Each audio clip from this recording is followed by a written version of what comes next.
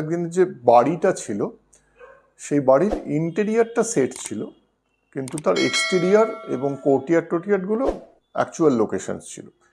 যে আমি যখন সেট থেকে ডিরেক্টলি একটা ক্যামেরা মুভ করে আমি ঢুকছি ভেতরে, তার যে রিয়েলিজম আর ভেতরের রিয়েলিজমের একটা তো সম্পর্ক থাকতে হবে, সেইটা একটা ইম্পর্টেন্ট চ্যালেঞ্জ ছিল, যেটা বহু সিনেমার ক্ষেত্রেই হয়, নতুন কিছু নয়।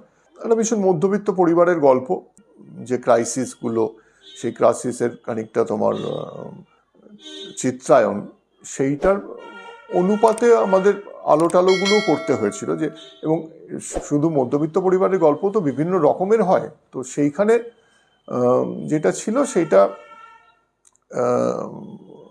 একটা সেন্স অফ রিয়েলিজম তৈরি করার একটা খুব চেষ্টা ছিল ওইটা ছবিটার মধ্যে। তো যেটা অ্যাকচুয়ালি আমার মনে হয় যে আমি খুব বেশি ছবিতে করিনি অতটা রিয়েলিজম তৈরি, কারণ সব ছবি একটু রিয়েলিজম থেকে বাইরে একটু অন্যদিকে করেছি। বাট প্রবাবলি বলবো যে পারমিতার একদিন is one of the most realistic film I have done.